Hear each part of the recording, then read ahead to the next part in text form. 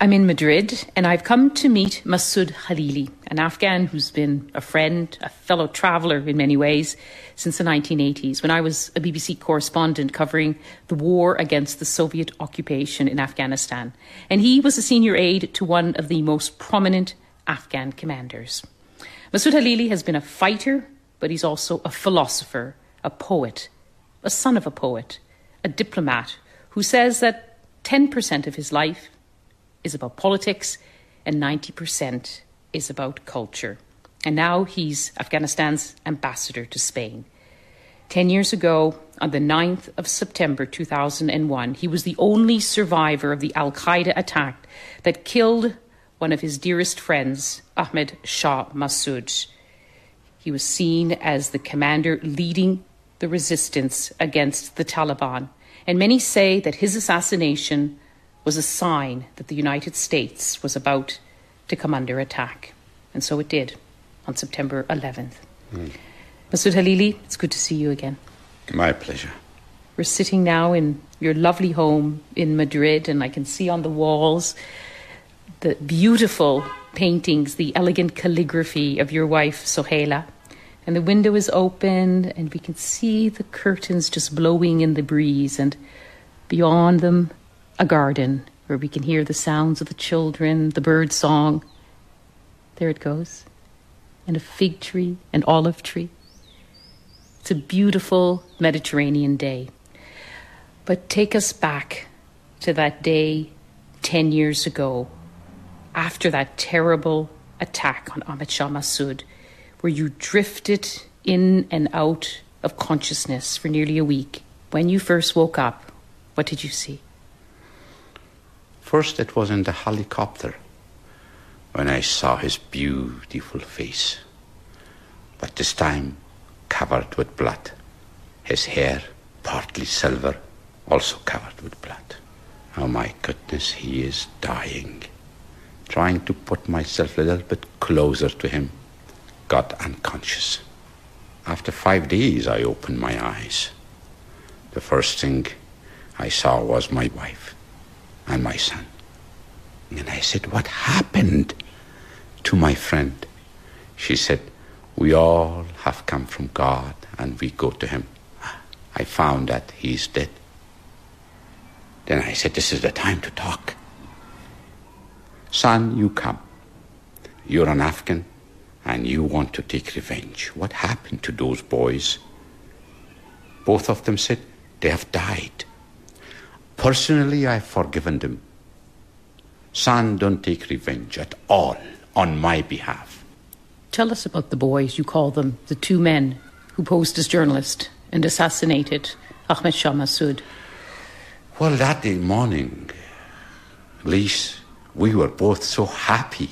Oh, he got the passport, leather covered and... Afghan passport. Afghan passport, and commander told me that, keep it in your pocket because you would need it. He said, no, leave it in the bag. And then he said, no, put it. And he pushed it in my left pocket of my jacket. He looked so good that day. And then we entered the room. Two boys came. One tall, one short, one bit chubby, curly hair, speaking in English very little. And then the journalist, pretended journalist. These were Arab journalists? Two Arab journalists, directly sent from Osama bin Laden to kill him. I didn't hear any voice, any sound. It was like a big wind blowing to my face. The explosion? Just the camera exploded? I didn't think camera. It was, I think, a suicidal jacket he was wearing. Then I saw the fire rushing to me, thick, blue, and then I felt a hand on my chest. And that was his. A night before that, we talked for about 3-4 hours until 3:30 in the morning. Around that time, he told me, let us open the book and see what will happen. A poetry book that he had. He opened it. It's a kind of telling fortune poet from office. The great poet, the great Persian poet. And mostly in Afghanistan, we open his book and see what happens to our future. And then I opened it, and it came that درخت دوستی بنشان که کام دل ببار آرد نهال دشمنی برکن که رنج بیشمار آرد شب صحبت غنیمت دان Take out from your heart all the siblings of enmity. Plant the tree, seed of love. بسی لیل و نهار آرد بسی لیل و نهار آرد. Tonight you two are together. Value it. Many nights go. Many days disappear. You two will not be able to see each other again. He just looked into my eyes. I said, oh, it's a deeper meaning. I do value it. And then in the morning, his killing.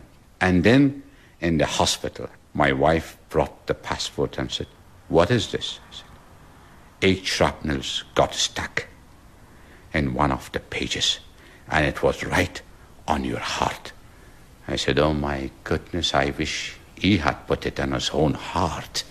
Afghanistan needs him, not needs me. You survived this devastating attack, but you live with a lot of injuries. What are they? Well, the doctor saw my X-ray and beautiful poetic things he said, the German doctor, and I couldn't believe. He said, oh my goodness, it looks like a night full of stars. I had 1,400 shrapnels, small and big, in my eye, in my lung, in my hand, in my leg, in my head, in my neck, everywhere. Out of those 1,400, I have got maybe 300. They're a part of my life now. But, you know, Masood, the last time we had dinner in Kabul, you remember a few years ago, and you told me you were looking forward to retiring in Kabul. I think this year you were going to move to Kabul, to be in your home. You were going to retire there. But your doctor said you couldn't because of the dust and the smog in the city. What do you miss most about Kabul? My garden, with all flowers and trees that we both, me and my wife and family, planted. Peaches, apples, almonds, grapes, and the most important thing, the sound of my cranes. Your cranes, the birds. Oh, the birds with grey and beautiful white wings, long necks. In the spring, they come from India and migrate to the north. When we were kids, the spring is coming, Mom. Unfortunately, the war has indeed scattered them away. When I sit there on my left, I see the mountains behind which one time Ashok the Great wanted to conquer this land. He was stuck. In front of me, about 10 kilometers, you see a beautiful small mountain. The forces of Alexander the Great were there. And in front of me, Shumali Plain now, and sometime later, on the left, you see the forces of the British coming there and trying to reach Kabul. And they were being stopped right there. And then the Russians. You see, at least the Russian forces 5 times besieged that plain. And then Taliban and Pakistanis and Al-Qaeda by thousands besieged that plain, burned it. The vineyards, the peaches, the apples, the mulberries, the flowers. That was cruel. No one burned our gardens. I don't know why Taliban burned our gardens. And now in the nights, believe me, I watch on the right and see real light coming up in the sky on the west of my garden from the Bagram Air Base, NATO base. Are the enemies, I ask? Many times in my garden, believe me, I have answered no. From your garden, too, you can see The crest of the mountains, you can see even the passes where you and others, when you were called Mujahideen, fighting against the Soviets, were spending long, cold nights fighting. Goodness. You bring my tears, Lyse. These Mujahideen who were in the mountains, including you, when they finally came to Kabul in the 90s, they destroyed large parts of Kabul. Oh, that is done. Bring me back to that moment. We were a part of that. Afghans poor disappointed. People of Kabul will never forget that. I have got 100 reasons to say I was defending poor people of Kabul. But the result, they were rocketed. Civil war. The result, they were saying that's a civil war. I'm so ashamed that I hear it. Whenever I go back to that and I remember my friend, I say, oh my goodness, we were involved in a kind of civil war. But it was indeed a kind of compelled one, again, by our neighbors. Believe me, Lyse, it was a mistake, and we have to not repeat it. Masood Khalili, ever since I first went to Afghanistan in 1988, Afghans ask me, Afghans from all walks of life, as a foreigner, they say, is it going to get better? And yet, every war that ended gave rise to another war that was even worse. And now we're reaching the end of another war, with talk that perhaps it's time to talk to the Taliban. The same Taliban who burnt the vineyards in your garden. Do you think that you will sit someday in your garden with the Taliban and say, the country's at peace? Why not? You have burned my vineyard. Come and burn it 100 times more. As Jesus was asked once, if somebody does bad to you, what you do? He said, good. 100 times bad? He said, 100 times I do good. He said, aren't you ashamed, Jesus, of yourself? He said, no. If he's not ashamed of doing 100 times bad, why I should be ashamed of doing 100 times good? So, just come. As long as you accept my principles and you allow me to be in my garden, I allow you to be in your garden. Because both of us will allow the nation to be in their gardens. If your goal and my goal is to help the poor people of our country to stay in their gardens with their children, go to school, go to mosques, go to other places, go to parks, have tolerance, read poetry, dance, singing, go to TVs, have freedom of press, why not?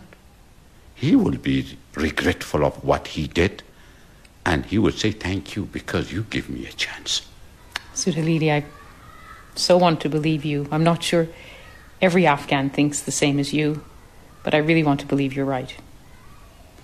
I pray for that too. I'm faithful. I'm not religious. I'm praying for that day and night. And when the boys go back to Britain, the boys go back to California from Kandahar, and they're old, they remember, oh, we lost some people in the battlefield of Afghanistan, but for good people, for the people who understood our values. I'm waiting for that day. A lot of people will wait for that day, most of all Afghans. It's good to talk to you, Masood Khalili. God bless you.